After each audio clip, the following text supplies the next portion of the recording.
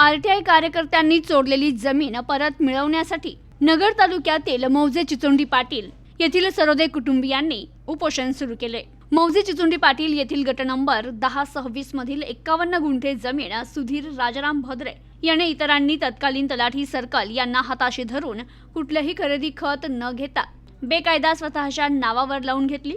13 जानेवारी 2025 रोजी तहसील कार्यालय येथे सरोदे परिवार आणि सरपंच शरद पवार यांनी आमरण उपोषण करून मागील 5 महिन्यांपासून तारीख पे तारीख असा खेळ लावून कुठलीही कार्यवाही अद्याप यावर झाली नाहीये। चिचोंडी पाटील येथे गट नंबर 1026 मधील सरोदे यांच्या नावावरील 51 गुंठे जमीन कुठलीही खरेदी न देता सुधीर भद्रे आणि अन्य एकानं बेकायदा स्वतःच्या नावे लावून घेतली आहे। याबाबत 13 जानेवारी रोजी तहसील कार्यालय येथे सरोदे कुटुंबियांनी उपोषण केलं होतं।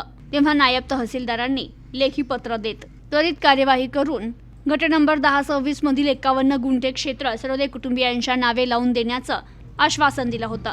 त्यानंतर सरोदे कुटुंबियांना आणि सुधीर भद्रे, अशोक कोकाटे यांना नोटिसा येऊन सर्व पुरावे देऊनही आतापर्यंत अनेक वेळा तहसीलदारांसमोर अनेक तारखा सुनावण्या होऊनही प्रत्येक वेळेस फक्त पुढील तारीख देण्यात येते। संबंधित सुधीर भद्रे आणि कोकाटे यांच्याकडे 51 गुंठ्यांचे कुठलेही पुरावे, खरेदी खत, साठे खत नसून सरोदे कुटुंबियांना न्याय मिळण्यासाठी टाळाटाळ होत असल्याचं दिसून येते। त्यामुळे सरोदे कुटुंबीय नगर उपविभागीय कार्यालयासमोर आमरण उपोषणाला बसलेले आहे। न्याय मिळेपर्यंत ते हे उपोषण सोडणार नसल्याचा त्यांनी पवित्रा घेतलाय। आज मान्य उपविभागीय अधिकारी साहेब अहिल्यानगर यांच्या कार्यालयाच्या बाहेर चिचोंडी पाटील येथील कौसाबाई मारुती सरोदे, त्याचबरोबर सूर्यबन मारुती सरोदे आणि सरोदे परिवाराकडून या ठिकाणी आमरण उपोषण सुरू आहे।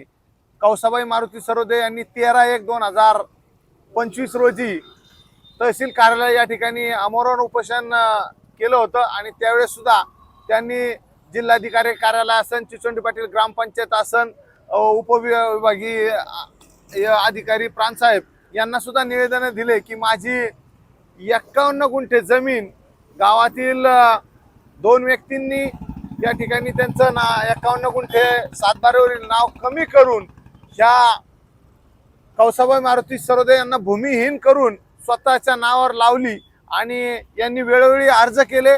मागील 10 वर्षापासून या वेळोवेळी यांनी पत्रव्यवहार करून सुद्धा काही कार्यवाही होत नाही। याच्यावरून स्पष्ट दिसून येत आहे की या ठिकाणी कुठेतरी आर्थिक तडजोड मोठ्या प्रमाणात झालेली आहे।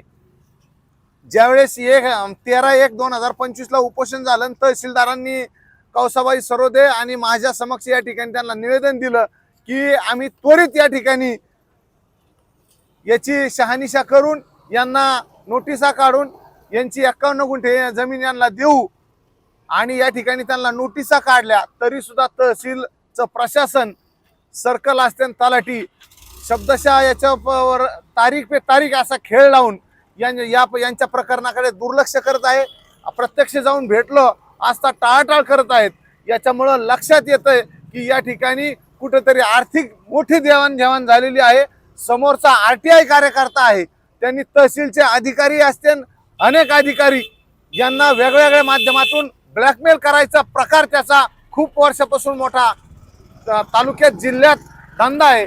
या माध्यमातून यांनी या धनगर समाजातील सरोदे परिवाराची, गरीब परिवाराची जमीन लाटून यांना या ठिकाणी त्यांनी भूमिहीन केलेलं आहे। त्याच्यामुळे जोपर्यंत न्याय मिळत नाही तोपर्यंत आम्ही ही जागा सोडणार नाही।